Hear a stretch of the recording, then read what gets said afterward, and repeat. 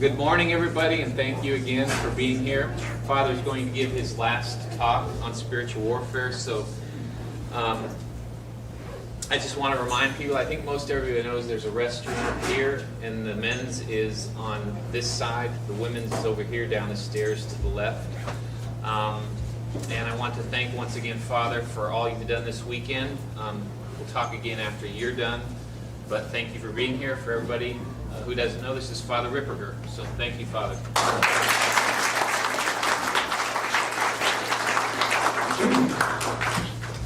So this morning what I want to talk about is how you keep yourself protected from diabolic influence. And there's a number of things that we're going to actually talk about, but it's really important for people to actually understand how you keep yourself protected.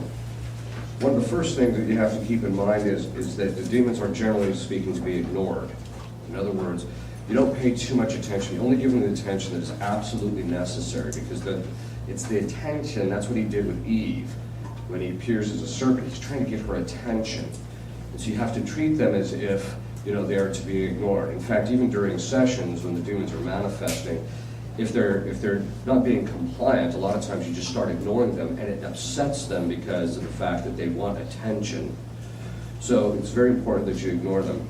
But the primary means of your spiritual protection is remaining in the state of grace, never allowing yourself to commit a mortal sin or to fall into the state of mortal sin. Because as soon as you do that, you end up causing some difficulties. And it basically boils down to this. When Eve, to put it in the context of Eve, when Eve fell, the fathers of the church say that she was actually created, and then she was led to Adam, and that leading to Adam for his judgment meant that she was created into what's called the state of subordination, which means that she was under Adam as far as the natural law goes and as far as the structure of the family goes. God did not, according to the fathers, communicate to Eve that they were not to eat from the fruit, for the fruit of the tree. He gave that to Adam. Adam then told Eve, we are not to eat of this fruit, so that it was clear that the proper headship would come from Adam in the determination about what constitutes the proper religious activities within the family. So that it's it's the father's responsibility to make sure that the religious activities in the public cult, which includes also the code, that is how you're supposed to behave, is followed. So he communicated that to Eve. When Eve ate the fruit, what she did is she stepped out of a twofold order, which all comes together in one. One, she stepped out from underneath the authority of God, who has a right to make the determinations about what they can and cannot do. The second thing is she stepped out from underneath the authority of her husband. And in doing that, she ended up becoming subject to diabolic influence. By committing a mortal sin, as I mentioned yesterday, the effect of every mortal sin is possession. God just blocks it in most cases. So by doing that, she steps out from underneath the authority. Authority is a real thing. It is not just in the minds of people. It's a very distinct structure. When God created the angels and men, he established a very distinct kind of an authority. And what does authority do? It has the capacity or the right, it's a moral right, to protect and to provide, or to, what they say, it has jurisdiction. So you have the proper end of authorities to protect and provide for those underneath them. Once you step out from underneath that authority, you end up becoming subject to diabolic influence. We see this actually happening all the time. It's just that we don't really reflect on it. You take a child, the parent, the mother and the child are standing out in the front yard, and the kid's running around, and she says to him, "Do not go out into the street." He looks at her, runs out in the street, gets run over. Right? Okay. What's the moral of the story there? It's because he stepped out from underneath her authority that as a result of that, he ended up getting hurt, became subject to getting hurt. The exact same thing applies in the spiritual life. When we step out from underneath the laws of God, especially in a grave way, we are unprotected spiritually. Okay. So, being in the state of grace is always maintaining yourself underneath that divine authority, that divine order, and as a result, you're always protected from that. The second thing is God is a good banker, basically. In other words, when he invests in something, he makes sure that he invests in stuff that's very conservative and that he's never going to lose his principle, right? I mean, that's his And so he takes extra means to make sure that he's not going to lose it. Okay. That being said, that's how we actually apply it to the spiritual life. When God gives us a state of grace, He protects it by providing all the actual graces that go along with that, and He keeps demons more at bay because of the fact that this person is trying to be willfully under that order, but also because he wants to protect his investment, so to speak. That is an important thing to keep in mind, that as long as you're being in a state of grace, Christ is always going to protect you. You step out from underneath it, and you're the one stepping out from underneath it. It's not that He's abandoning you, it's just that you're stepping out from underneath His authority, so you become easily affected by that.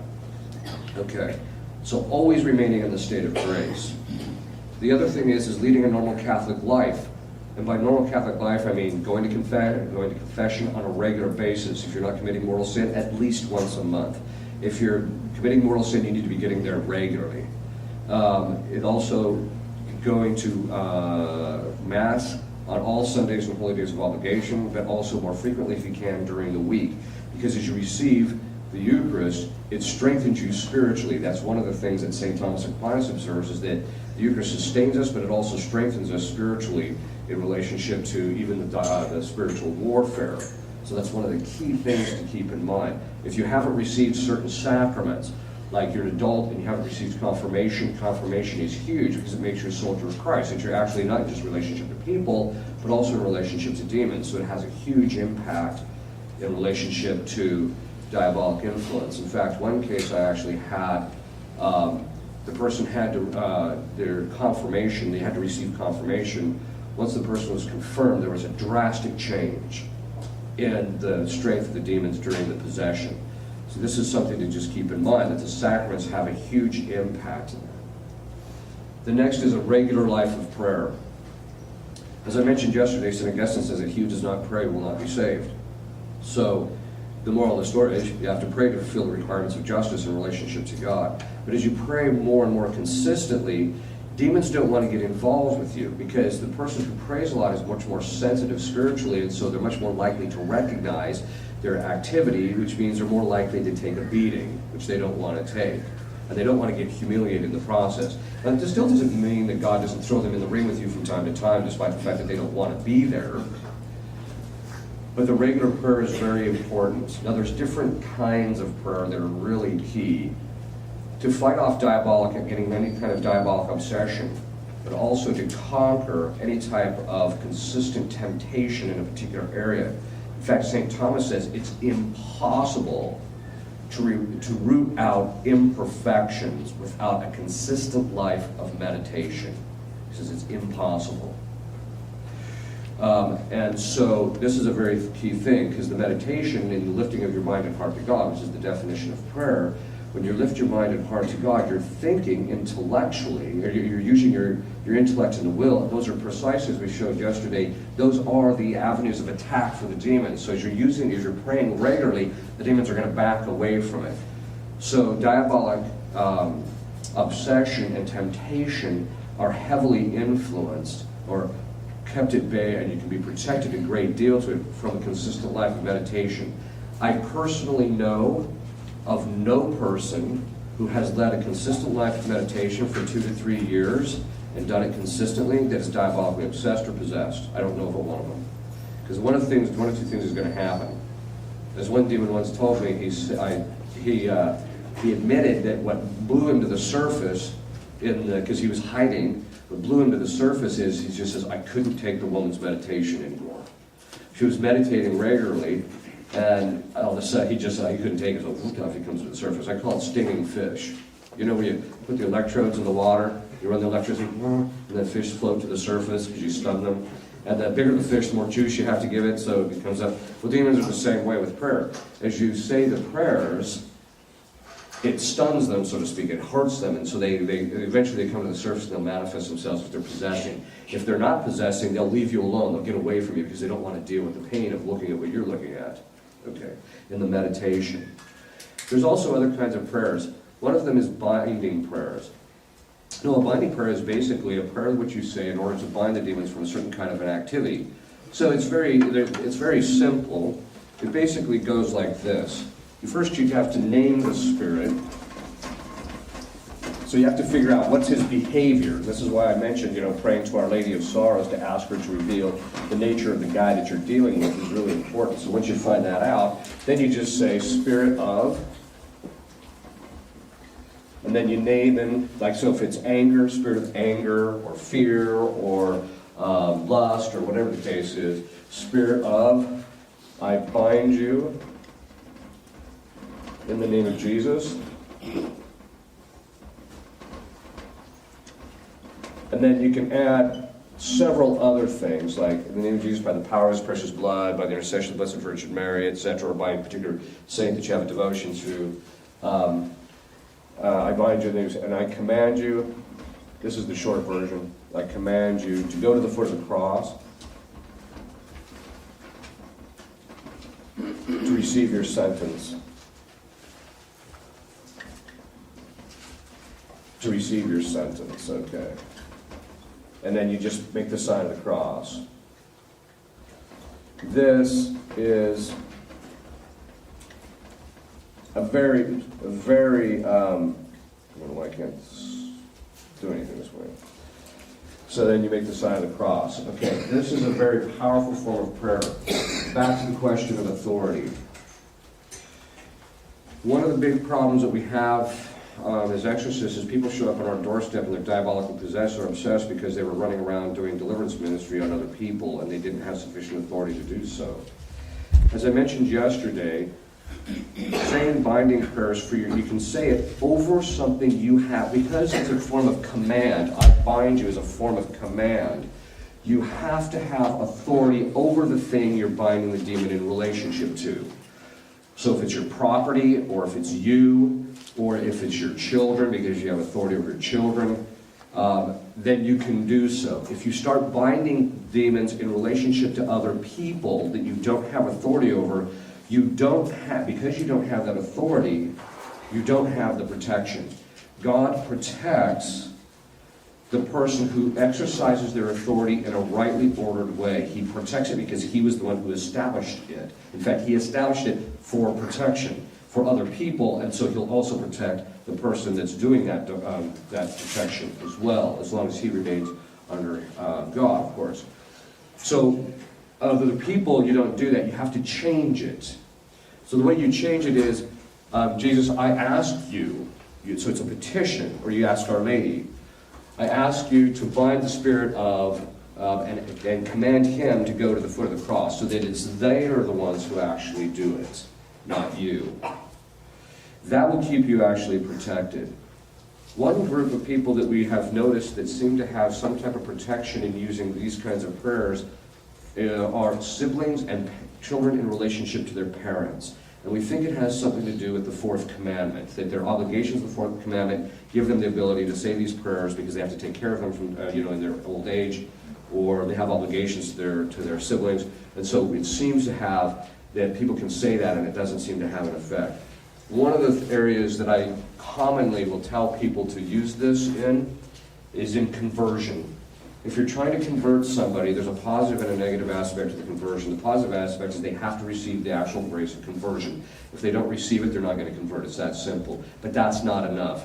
Because the demons can step in and by playing on our mental faculties, they can actually block people's giving consent to the grace or going along with the grace. Even though they might be getting that grace and getting gnawed at, they're going to stop. They're just going to not follow the path of that grace. So I tell people, do binding prayers over the person who you want to convert. That is, especially like if it's your parents or something of that sort. And what I've found is that it's had a huge impact. I know one woman who prayed for her husband for over 20 years. Like almost 30, I think. And prayed and prayed and prayed and prayed for his conversion. He was a really good man. I mean, you couldn't help but like the guy. But he just would not convert. So I said, here, we'll start saying this binding prayers against any demon keeping the person from converting. Within the year, he converted. So this is, and you say it once a day or whatever the case is for another area. So you can do that for conversion, people who are not doing the right kinds of things, etc. Another area that this is really helpful is when you notice, for example, that your children are engaging in certain kinds of behavior that are inappropriate. One of the areas that I use this commonly is I get it about 3 or 4 times a year. Someone will show up on my doorstep and say to me, my daughter is dating a guy who's bad news. And she just loves him to death, doesn't see the fact that he's a schluck. So what can we do to get, what do I do? So I said, we can pray for her to get the grace to see the guy's faults. But I said, the other thing is to start saying binding prayers over them for any demon that's keeping them together. Now I came to that conclusion because I once had a case of a woman who was possessed. She was of Jewish extraction, very interesting case. She was of Jewish extraction. The demon was a generational spirit that started with her grandmother. And the grandmother, we found out, was in the concentration camps in Nazi Germany, and that Eva Braun, who was the mistress of Hitler, had put a curse on the Jews in the concentration camps. And so as a result, they were subject to this curse. So after we found out about that, I went to her father and said, did your family have these particular problems which are associated with the curse? He said, every one of them. So the point being is so she had this particular case, but then what the demon would do is he would drive people around, the men around her who were not of good character, to have really strong amorous feelings for her. And so one time one guy just walks up to me and he says, who's that woman over there? And I said, oh, she's just a new parishioner. And he says, I just can't keep my mind off of her. Okay? This is a sign that demons can actually drive these kinds of things. They can give you amorous feelings for people that are actually bad for you. So I tell the parents, just say the binding prayers over it. Every group of parents that's done that, the kids have broken up, except for one case, it took 3 months, have broken up within the month. And it's usually the bad person that leaves, which is an important thing to keep in mind. This is one of the ways to keep your kids protected from the wrong kinds of people. Okay. So saying binding prayers, so there are meditation, binding prayers, prayer to St. Michael. There's another group called Auxilium Christianorum, which was, if you go onto the internet, you can download their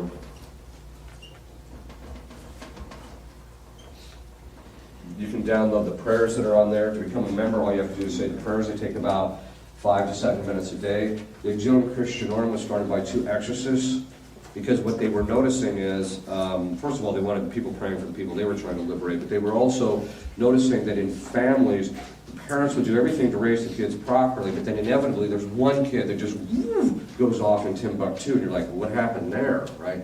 And so and a lot of times it was from a diabolic cause. Not always, sometimes the kid is just obnoxious.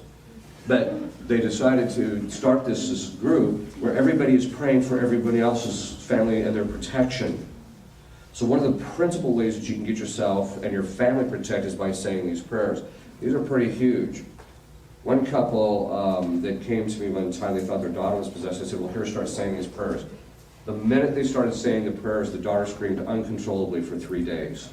So there are we think there's somewhere between 40 and 50,000 people saying these prayers already.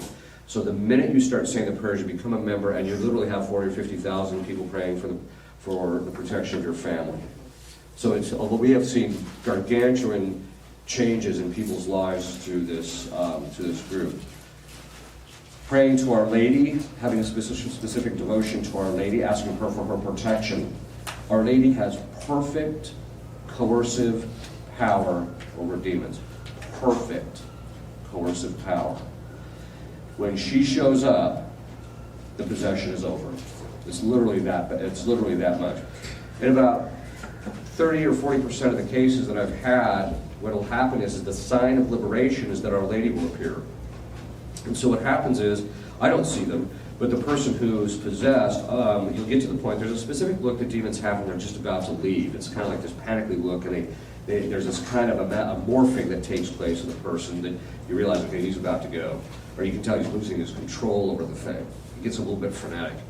So what happens is very often what will happen is the person, Our Lady will all of a sudden appear. The person sees it, I don't. The person appears. You can tell something's going on. Our Lady will appear. They'll literally see the abyss open up. The demon will feel it getting ripped out or coming out. They'll see it go down into the abyss. It closes and she leaves. She literally doesn't have to say a thing. That's how powerful she is. In fact, one time, this one demon, I started invoking Our Lady to come down, and he starts panicking. He's like, no, no, no, no, no, not her, not her.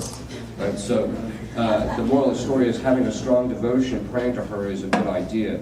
Devotion to the saints is really key. One of the things is that demons have a nemesis. Every demon that's allowed to possess in this life has a nemesis. And that nemesis is a saint. And if you can find out who it is, then it goes a long way. So for example, the noonday devil, we found out that his nemesis is Catherine of Alexandria. I asked him, why is she the nemesis? He said, because she conquered me in this life. So this is a very key thing to keep in mind. It's very interesting because a lot of times when people are possessed, one of the questions I'll always ask people who are possessed is, which saints do you have a devotion to? And they'll usually give a list of the saints, right? Inevitably, one of the saints in there is the nemesis to the possessor. God will give the person a grace to have a devotion to a particular saint, which is in fact the nemesis to the demon. You know, one time I got Beelzebub to admit that God goes around setting him up to get humiliated. God the Father literally goes around setting up these conditions where Beelzebub, he keeps getting duped. He keeps looking stupid, which is one of the things that really aggravates him, is he keeps getting set up like he thinks he's going to get something out of something, and the next thing you know, he gets the rug cut out from underneath him. So God is always setting this up. It's the same thing kind of in relationship to the saints that we have a devotion to, that they can actually, they can actually provide a great deal of protection for our family. That's something to keep in mind. St. Joseph, of course, is a key character in that regard because of the fact that he is, in addition to being a terror of demons, he's also the protector of the universal church. He's also the protector of family. So it's really important that people have a devotion to them, especially fathers. One of the principal ways, too, to keep the family protected and keep everybody protected is no committing any mortal sin in the house, period. Period. Generational spirits get into the family by someone in the family committing a mortal sin. The demon gets in the home, and then from there he starts affecting everybody else, and it gets passed on generationally.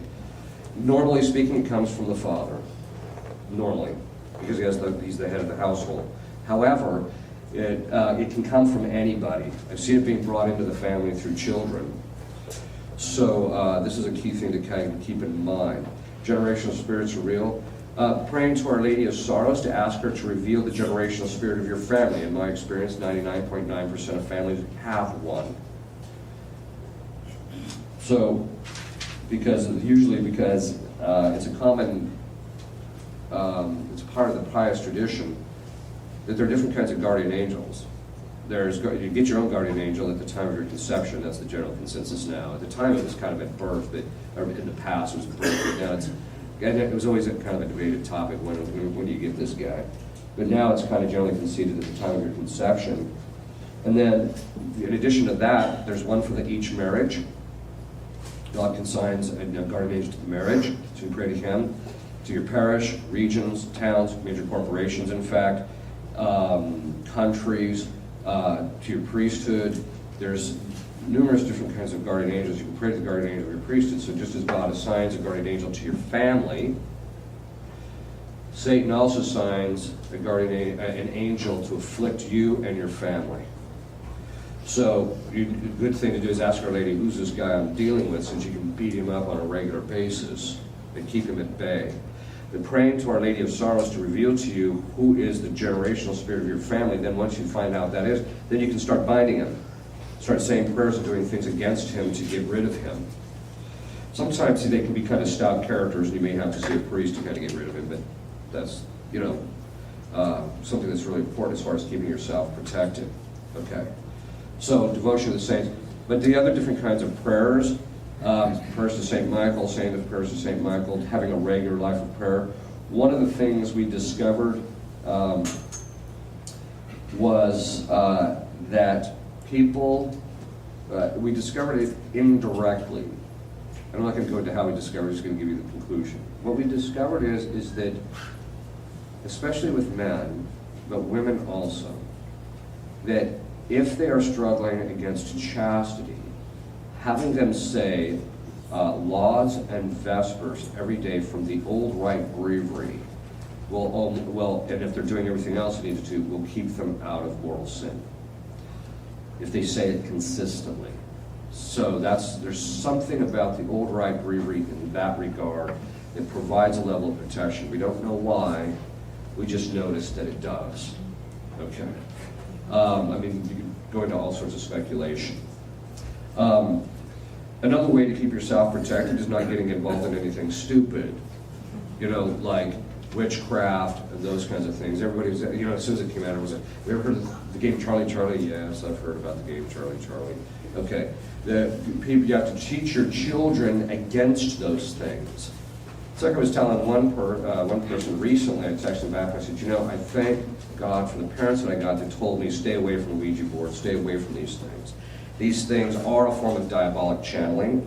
People think it's just a harmless game. They're not harmless games. I know people who become possessed through practicing these things. So teaching your children against these things, staying away from them. Also staying away from, as a general rule, staying away from people and from locations where this stuff is regularly practiced.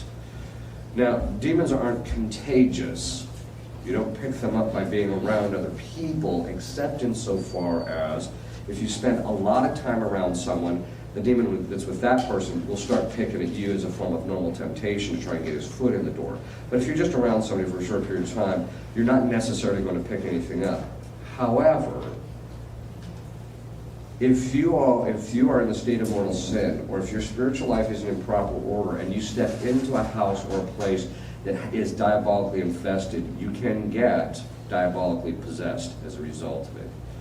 One time when I was in Omaha, when I was the exorcist for the Archdiocese of Omaha,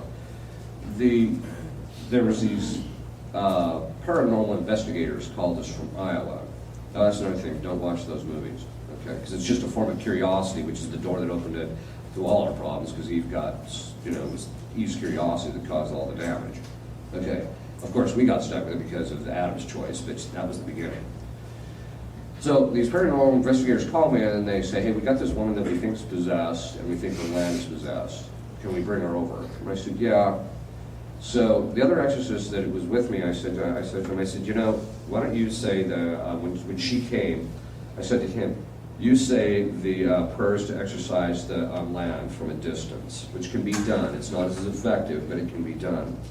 So he said, okay, now what I forgot to tell him is, by the way, to say some prayers to keep us all protected.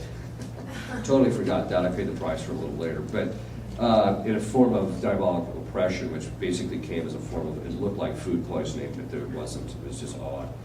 It only lasted shortly. But anyway, the point is, so she comes with these paranormal investigators. I say the prayer is over. She says she felt something lift. I didn't say anything. She said she felt fine. Later they reported that things had changed and things were fine, etc. So I thought, well, that was good. But after I got done praying with her, I asked her to step out, and then I said, would you please step out? I want to talk with these guys. So I said to the paranormal investigators, I said, I highly recommend you get out of this line of work. They looked at me and like, why is that? I said, if you go into some place that's diabolically infested, you could end up you could get attacked. And they said, yeah, I know, we know that. That's why we call you guys. And I said, once you've entered, it's already too late. And they just kind of looked at me.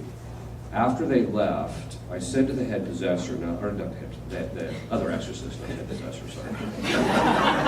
I said to the other exorcist, normally I don't see these things. Usually I have to work with people a while to actually see the possession. But this is one of those. I looked at him and I said, the head paranormal investigator, he's possessed. And so the point is that you have to be very careful. I've also seen other people become diabolically obsessed and possessed by going into places that were heavily infested. How do you keep yourself protected from those things? Well, by all these things that we've talked about, but other things too can be very helpful, like use of Benedict metals. Put them in the four corners of your property. You can also put them into the entryways to your house. Wearing them, keeping them on you. Make sure they're blessed in the old rite, though, and not in the new rite, because in the new rite they dispense with all the exorcisms over the thing, which basically removes its efficacy in large part. Miraculous metals sometimes, depending on the particular demon, can be very helpful, especially in areas of keeping chastity. Wearing scapulars, the different kinds of scapulars. Those things can be very helpful. Having holy water available and used within the home. I recommend, especially if you have teenagers, to sprinkle holy water around your house about once a week or once a month. So, and I don't think I have to go into why of that. Okay. Also getting exorcised holy oil. I recommend that, and I tell people feed it to your kids, so that if there's any, that it provides them protection, but also if there's anything diabolic, it'll actually drive them out. 2, you can use the exorcised oil to bless your children every night. Now, one of the things that most people don't know, most traditional Catholics don't know, is that from the time of the Old Testament on, because of the nature of spiritual fatherhood and spiritual motherhood, the parents can bless the children by a commanded prayer. They don't just have to ask. They can actually command the prayer. And when they say, God bless you, and they make the sign of the cross on the child's forehead, he actually receives a blessing. And the priest can do it over everybody. They can only do it over their children. The father can also do it over his wife. The wife cannot do it over her husband because she doesn't have authority over her husband. So, but she can say binding prayers for her husband because of the marital contract, which gives her rights over the body of her husband. So she can do it under that. Using exercise salt, feed that to. One time I was in a seminary, and there. I decided to exercise all the salt in the building. The next day, 2 seminarians that we were very concerned about decided to leave. So whether it was a connection or not, I don't know, but that's the type of thing that you'll generally see. Now, I'm not suggesting you use it to get your kids out of the house, but I am suggesting that it can help your children, and it can help you, too. The other thing is make sure you keep yourself protected by doing these things. There's another kind of prayer. We discovered this through a case of diabolic possession because the demon was oppressing the woman's finances. And so I decided that I had enough and decided I was going to get out of this guy how you break diabolic oppression. Because with diabolic oppression, basically, exorcists had always said that you just increase your prayer life and it will go away, which is true, it will, but it takes an inordinate amount of time very often. And unless the oppression is connected to a curse, in which a priest can actually just say the prayers and break the curse, and then the oppression will lift, which I've seen happen. It just doesn't happen that commonly. Usually most diabolic oppression is the result of either the person committing some kind of sin or someone else engaging in the thing. We're seeing a drastic rise in oppression because of people being involved in witchcraft and things of that sort. So, and Satanism and their neighbors doing all that kind of stuff. So as a result of that, we're seeing a rise in it. So I thought to myself, you know, I want to get this out of him. Well, it was the 3 most brutal sessions I've ever had as an exorcist. This guy did not want to give this information up. And like I said, it was 3 of the most brutal sessions. Finally, we get to the end of the last session, he started coughing up the information. Again, I put it colloquially. It was a much more formal process in the quote, dialogue, ecumenical dialogue between me and this demon, quote. Okay. What I did is, so I basically, this is what he said. He says, look, we do not have rights over you or your property. Christ only gives us permission to come in and afflict them. And I said, okay, so how do you break it? He says, well, it's like any other right. And I said, well, I'm not quite getting it here. What do you mean? He said, well, you have to assert your rights over the thing they are afflicting and command us to leave, and we'll leave. You just have to be firm about it. So I thought to myself, actually, that makes a bit of sense. Because we do the same thing naturally as human beings. We have a natural inclination to do that, right? So if we're sitting on our porch and some guy comes up and starts stealing the gnomes that are in our lawn, right? What do? Our first thing is we establish our rights. We think, hey, that's my gnome. Get off my property, right? So that's what we do. So you have to do the same thing with them. So we drafted a prayer, and so which has that contained in it, and she started saying it, and I started saying it for her as well, and all of a sudden, boom, he just stopped. But then he started this business of the stuff we would pray over, he would stop there, but then he would move to something else. Then we'd get that cleaned up and he'd move to something else. So I call it the waffle bowl gator. Trying to keep getting bullets popping up out of the hole. So at a certain point, I had enough of that. So one of the next sessions I had with her is, I managed to beat out of him. By this time, there was something that happened in him. When we got that information about how to break oppression, you can tell he was broken in the possession. Something had drastically changed. He just didn't have the power to resist anymore. So that was a huge battle. It must have been one of the reasons why he was holding on to it so much. But anyway, once we got, this time, in this case, this session, he was actually willing to say it. So I commanded him to tell me, and he said, okay, here's the story. If you retain the rights over your property, Christ will always give us a certain amount of access to them. But if you consecrate them to Our Lady and give them entirely to her, doesn't mean you don't use them for the normal things, but you give them entirely over her and detach yourself entirely from them and give them to her. He says, once she takes ownership of it, we cannot touch it. That's pretty big. So we drafted a prayer based upon the total consecration of St. Louis Marie de Montfort. We modified it to include the specific things that they were affecting. It has had a gargantuan effect on the people who have said it, who have suffered from diabolical oppression. In fact, there was a doctor once whose his finances were being oppressed at his work. And so he said the prayer, and it immediately stopped. Everything changed, and everything started functioning normally, which tells you something. Okay. So saying those prayers is one of the, and I tell people sometimes, well, if you're working in some area of the church, if you're working in the church or you're doing these other things, because demons like taking out people that do good work, or if you're trying to lead a good life, one of the things is that very often it's the Catholic families that are trying to lead an Orthodox Catholic life. They're the ones that are attacked the most. I'll often tell them, consecrate your exterior goods and do all these things to keep your kids protected, and maybe you won't be attacked as badly. But that is something that's quite important, is to maybe you should consecrate your stuff to Our Lady so that it doesn't end up getting affected. So there's some of the things that you can do in relationship to it. Padre Pio said that the weapon in spiritual warfare is the rosary. Saying a daily rosary every single day. I personally don't know of anybody who says the rosary consistently every day and has done it for years that gets extraordinarily diabolically attacked. Now, it doesn't mean that somebody who has it pre-existing won't end up suffering from the diabolic attacks after they're saying the rosaries, but this is one of the things that will help to drive him out very steadily and very readily. So these are just a few of the things, the various sacramentals of the church, as I mentioned. Devotion to the specific saints, saying the prayers to keep yourself protected. Because the father and the mother, but because the father has the authority over the family, then I tell the fathers that one of the primary failings that I have seen among even the best of Catholic fathers is the failure to pray for the protection of your children. Because you are the authority, your authority is not just about, to provide and protect isn't just a material thing. It's not just there to get the money, bring home the bacon, and it's not just to keep, intruders out of the house with your big shotgun.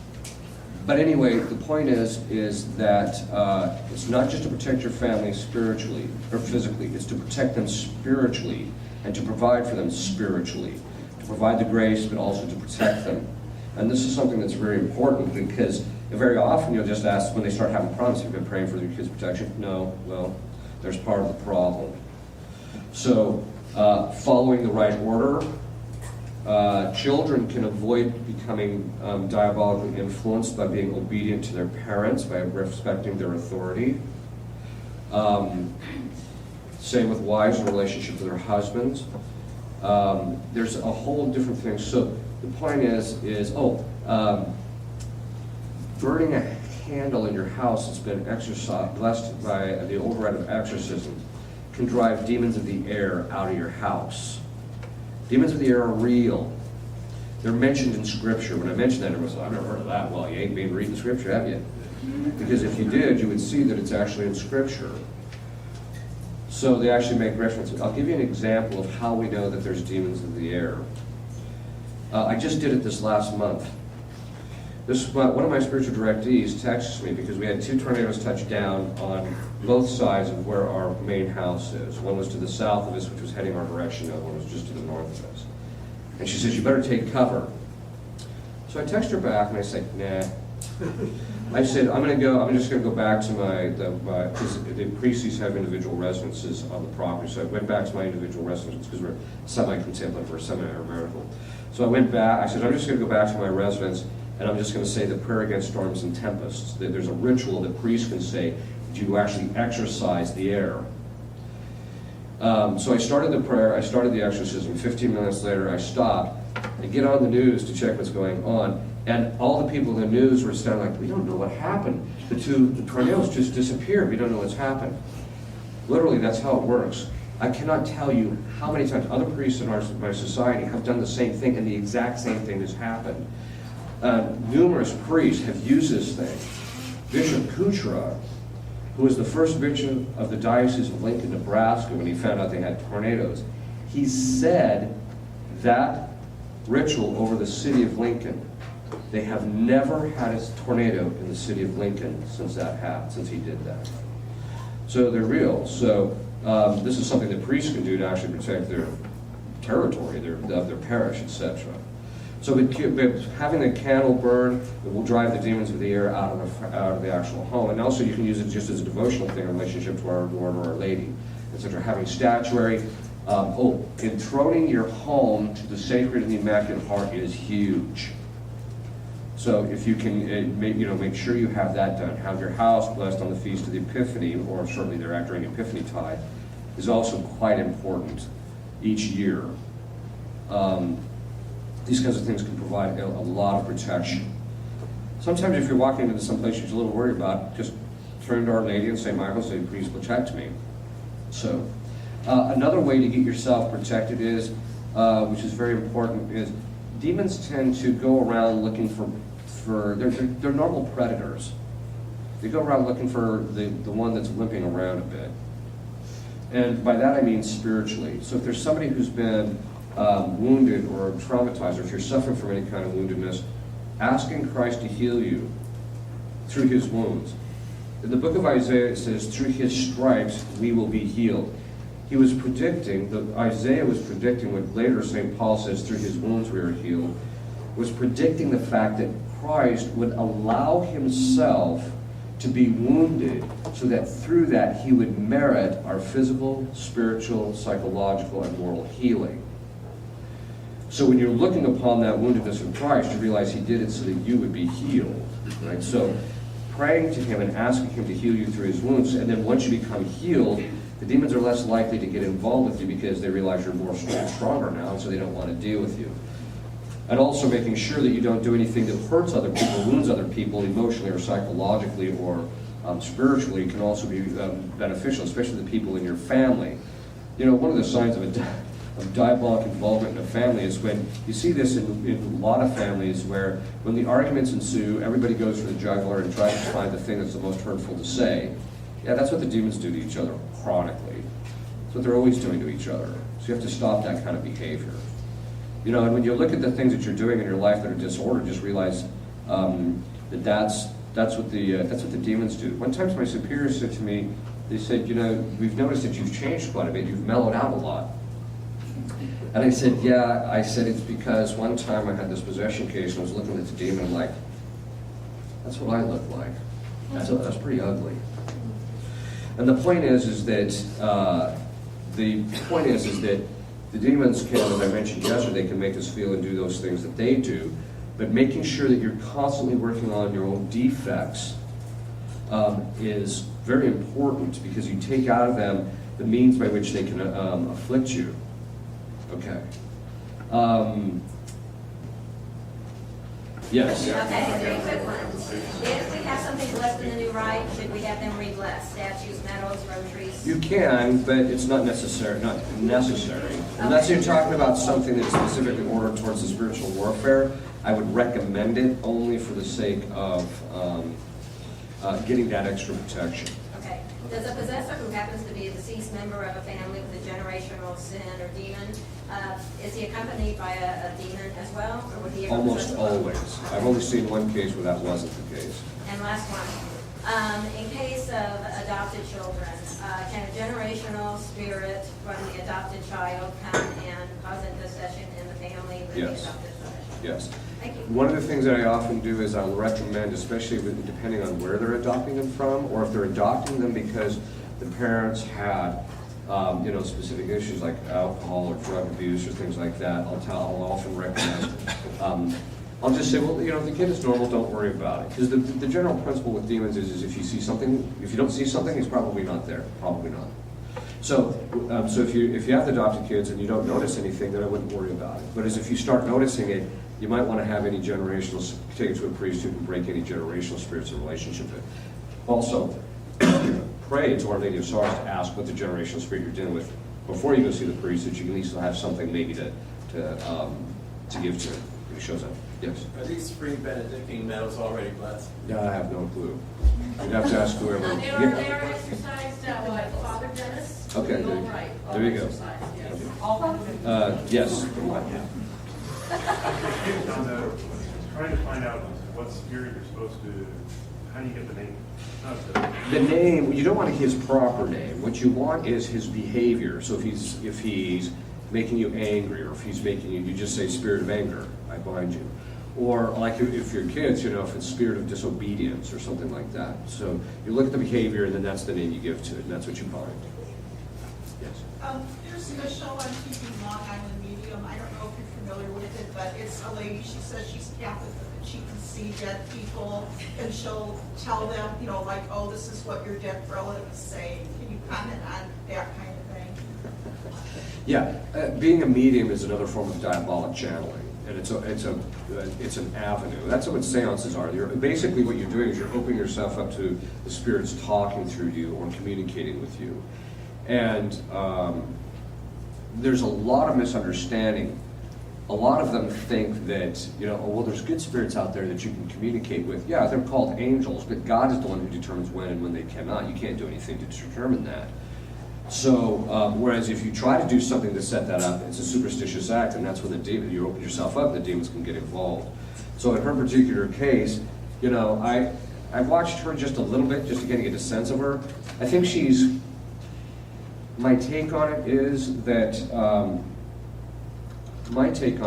she's one of these people that's extremely adept at reading situations and people and can kind of get stuff and do certain things. Whether there's anything that's diabolic about it, I'm not real sure because I haven't seen anything like it, but then she's just really adept at reading people. The other thing is, too, they do the normal tricks. There's somebody in here whose parent just recently died, and you're suffering from it. Well, you can say that about any group this size, right? So you just have to watch for those kinds of things. So I tell people, avoid those kinds of shows, avoid the paranormal shows, because going around looking at that stuff. The big thing that was in vogue for a long time was going to cemeteries and trying to summon the dead, that kind of thing. You just open yourself up to get whacked. Okay. Move things in our own body is a divine decree.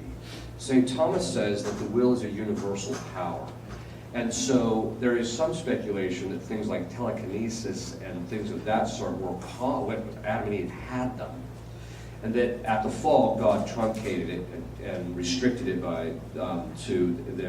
removed their ability to affect things outside of themselves.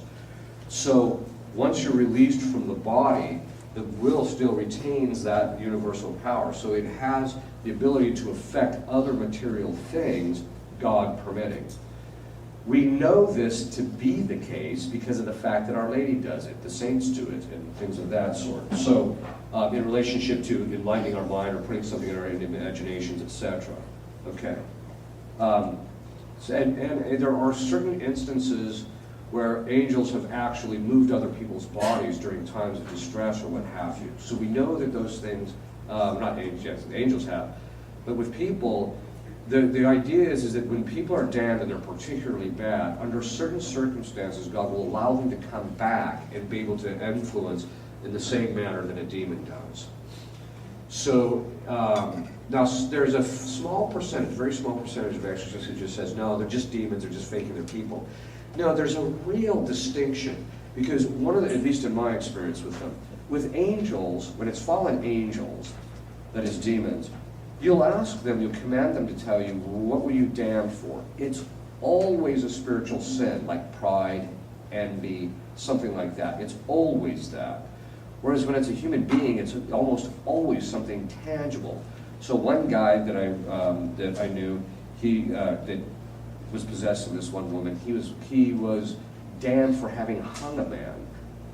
Another woman, or another case was that one of the possessors was her great aunt, and we commanded her to say, "What were you damned for?" Promiscuity. So and it was funny because every time that she would manifest, all of a sudden the woman's facial features would get really soft, and she'd start twirling her hair, and you just like a little frivolous here. But the point is that they have to be something that it has to be particularly bad. In the case of Annalise McHale, that she was possessed by, if it was accurate, Hitler, Nero, the parish priest, as I mentioned, who they found was particularly bad. So they have to. It's not just like I said yesterday, Aunt Bessie, who happened to didn't want to go to mass on Sundays. It's not usually that. It's usually something that's really bad, even though that is more simple. Yes.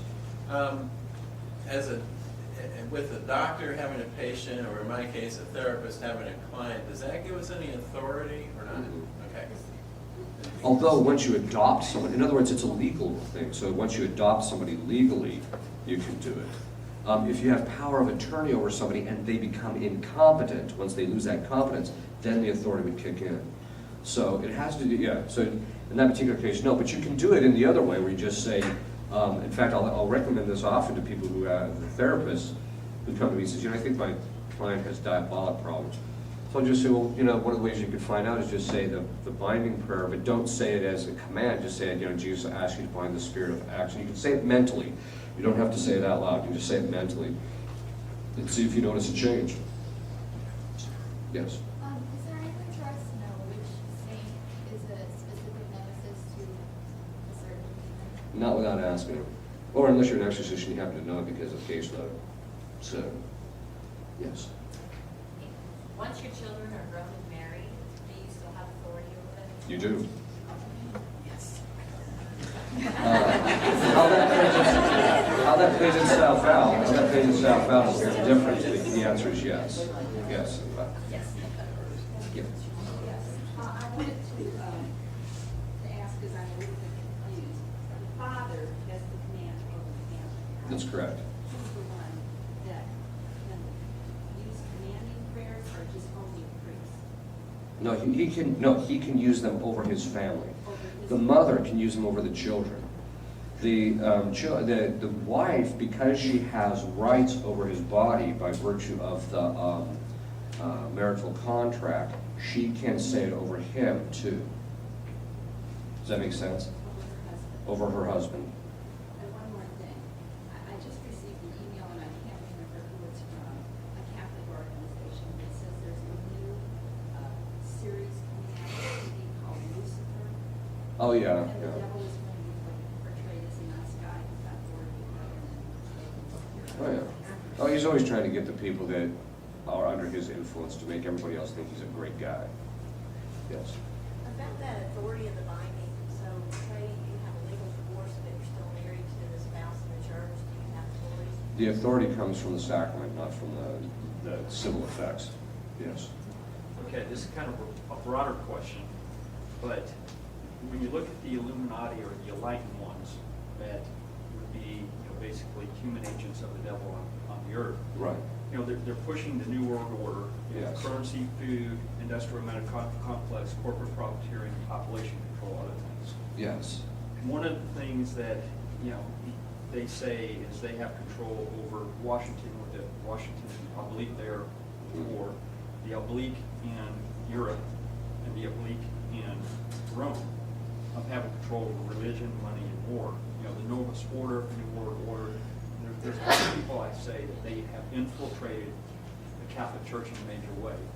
Could that be true? And if so, what do we do for spiritual warfare? Yeah, I mean, I think the documentation, I think, is pretty clear that they did. In fact, the infiltration of the Catholic Church has already testified publicly before Congress by Bella Dodd. I mean, Bella Dodd said that the Freemasons, the communists, were very closely together, but she said we flooded the Catholic seminaries. We got over 1,000 communists into the Catholic seminaries in this country alone. So, is there influence? Yes, there actually is. The place of the greatest spiritual power is also, or the greatest spiritual influence is also, for the good, is also the place of the greatest diabolic attack. So it just makes sense that they would be attacking. So the point being is it there? Yes. These things are all predicted anyway. All these things, the New World Order was in effect predicted by the saints who talked about how governmental structures and financial systems would come under this control of a single agency, but that was necessary in order for the Antichrist. So that's just all that means. I mean, so is it there, the spiritual warfare? Yeah, it's there. You just have to pray, keep yourself protected from your family so that any of the effects of it don't occur. Right? That's about all that you can really do, because these things are, you can pray against them and you can do certain things, but they are largely out of our hands. The one thing I keep telling people is, it's really funny. I was a mechanic for about 25 years off and on for my father, because I would go home and I would work with him ever since I was a teenager. Even after I was a priest, he would get busy, so I'd come down and help him out when I was home on vacation. And so I'm one of these guys that just likes working with my hands. So I went and I bought an assembly and torch set. And I would go to get the bottles. And I get to the location. I'm in my casting, and I'm buying these acetylene oxygen bottle.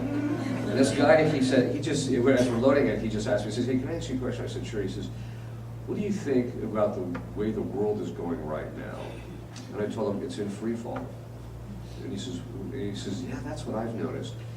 That since about 2008, roughly, this thing is literally spiraling down with nobody putting any brakes on it whatsoever. There is literally no public agency that's trying to slow this thing down that is effective in any manner whatsoever." And I think that's just kind of generally where we're at. And some people ask me, "Well, what do you think about that?" I said, "Well, I just think it's God setting us up to get spanked. Because we're bad children, He needs to spank us, and it's coming." So what that's going to look like, I don't know. I really don't want to speculate too much on that, so yeah. When you're doing exorcisms and everything, you're saying you're speaking to the demons. Are they speaking through the other person's voice, or sometimes it's their voice, sometimes it's the demon's voice. Or? I've only heard a demon speak directly to me without any kind of physical agency once. They usually don't do that. Christ restricts that usually. So what they do is they'll move the vocal cords and stuff and actually speak through the person. So yeah. When I have authority over my nephew who comes to stay with my husband and myself every summer, he comes from a broken home, divorced parents, and my brother's on the road, he's a trucker, and so he's not in the house with us, so he gives us charge over his son. So would I have authority over my nephew? Not the spiritual authority that would let you do the binding prayers. Okay. How? By commandment. So you just ask Christ. Have to be asking. Right. Okay. Yes. Well, in response to her question, could she ask the father to extend his authority over her? No, it's not delegatable. Okay. Yes. When you said like we're in free fall, I think we have to start not being closed in ourselves and merely protect. I believe everything that you said, and I think it's wonderful, but I think we have to reach out. Oh, yeah. And I have a problem because the Holy Father says we have to risk ourselves and smell like the sheep. Mm. And I can give you an example. I only told this story to Richard Holland here. I was in Japan, in Hokkaido, as a catechist, and the pastor told me, I could go to Shiganotani, it's a coal mining town, and I had 8 people. We'd sit in a room on the floor, which, was the bedroom and everything else. One room serves everything. My problem was I taught the catechism, and it was in Japanese, and then used the scriptures. They had the scriptures there, and so I could relate them to Christ. However, when I looked on the wall, there was a 5-foot wide poster on there. There was a suntory.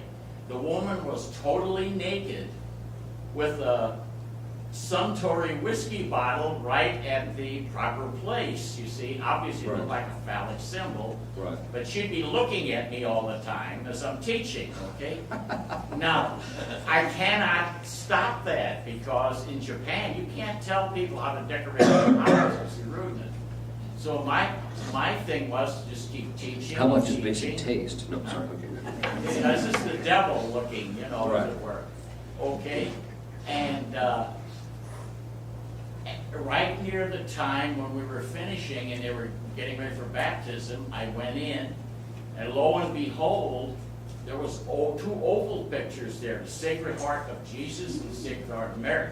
I didn't say anything. Right. After the class was over, he said, you know, what we had on the wall after your teaching here didn't speak to us anymore. That was a Suntory. After that, I went to Oyubari to start out. Well, the teacher would invite me into the home at night. And of course, they had these liter bottles of beer. And in Japan, you cannot pour your own beer. He has to pour it for you, and I have to take care of him. And so after I get loaded with beer, I said, man, I can't, you know, I couldn't drink it anymore. Well, he thought I wanted whiskey, so I'll come to Suntory. The wife was the Suntory lady now, clothed, however, and I had this whiskey. Well, by the time I left the house, I said I had things to do the next day. I was radiating. I had to walk in the snow. Now, the snow was 2 meters deep, and we boarded up the windows on the first floor. And so I was radiating, I remember telling a priest, I said, you know, this boozing for Christ is kind of hard. What I'm bringing out is what the Holy Father is saying. You kind of risk yourself a little bit. And that side can wear you out, you know what I'm saying? And I never was told anything about the devil, or, I believed in the devil and angels and prayed. Right. Yeah, I mean, it's true that you have to, yeah, okay. There's a distinction between, you don't risk your family. But it's true that it's based upon our own particular circumstances, that we might be in a circumstance where we do have to go out of ourselves in order to help somebody. We just have to make sure that we're not putting ourselves at spiritual risk of committing any kind of grave sin or anything.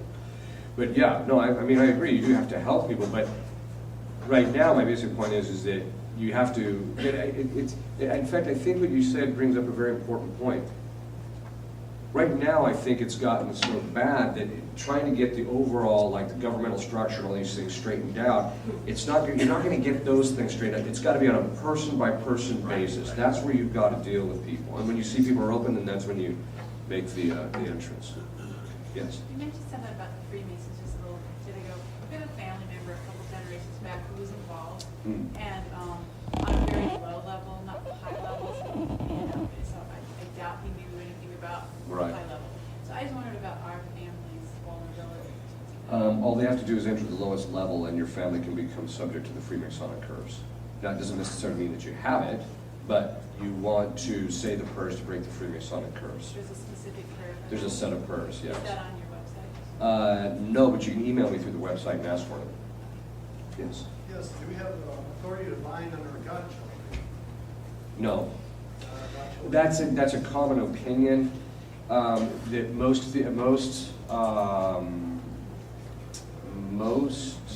because the godparents' role is to correct, not to command. So as a result of that, they don't think that most exorcists do not think they do. So, yes. How common is possession? And then another question, is yoga really dangerous? As far as the possession is, it's still fairly uncommon, but it's becoming more common. I mean, caseload is increasing because people are just doing a lot of evil things.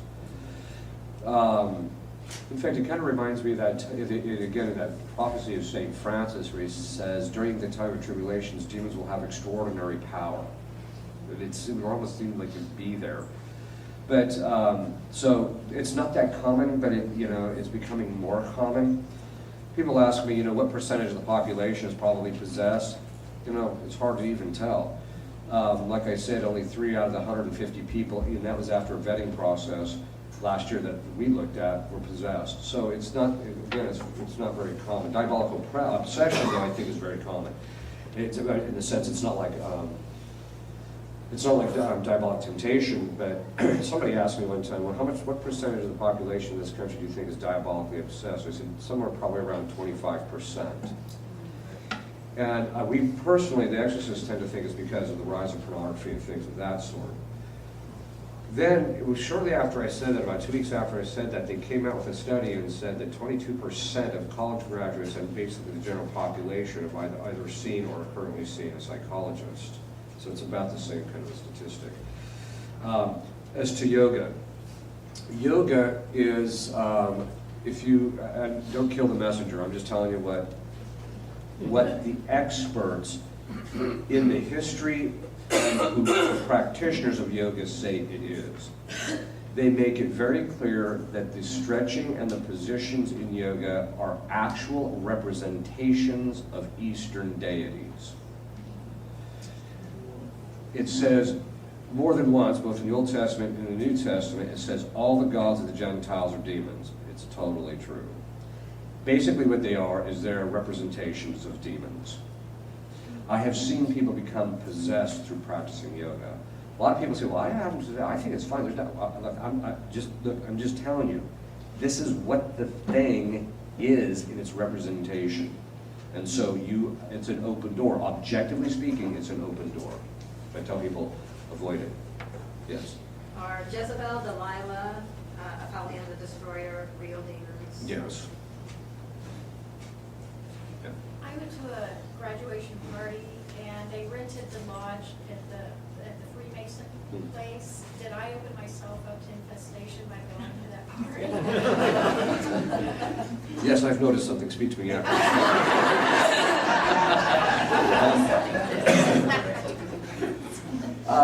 You can, yes, but like I say, if you didn't notice anything after you left, then there's probably nothing there. I wouldn't worry about it. All right. So, yes. Could you spell that website? Yeah, it's www, of course, AUXILIUMCHRISTIANORUM.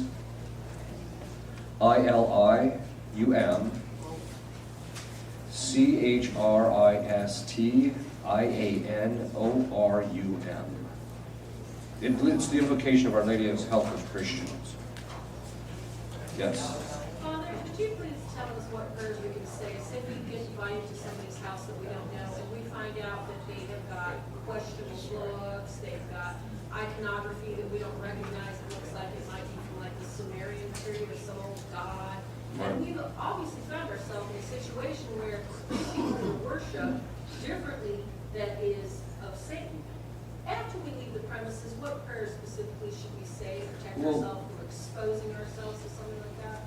Well, there's two things. I think one is just ask your guardian angels to guide you so you don't end up going into houses like that. The second one is while you're there, so if you see something, just say, St. Michael sees, protect me, and ask Our Lady to protect you. And usually it will work. So, okay. Yes? When we say our prayers, say to the saints or to the angels or even this, when we say it to ourselves quietly, can they hear, Yes. understand? Yes. The way it works is this. Our thoughts are shrouded from all other intelligent creatures except God. And then God can reveal it to specific people, except God structured into the very nature of angelic communication and also human communication, but it's currently restricted at the moment under certain circumstances, that if you, by your will, direct your thoughts to another intelligent creature or to God, that person hears it. So we can pray for our loved ones in heaven. Yes, you can pray to them and they'll hear you. Even in our quietness and our angels. Yes, it can be done just purely mentally. We can make this command even within ourselves without saying it out loud. That's correct. So, in the next life, God will lift the veil and you will see even what's in people's minds. So, yes. So are there any prayers that to be effective need to be spoken out loud, or can they all be prayed mentally, like the auxiliary Christian arm prayers and stuff? It just depends on the nature of the thing that you're dealing with. Usually, my experience is if it's said it loud, it usually has a bit more efficacy. But sometimes it just depends on the particular demon. You just do it mentally and he's hearing you, and so you wait. So, yes.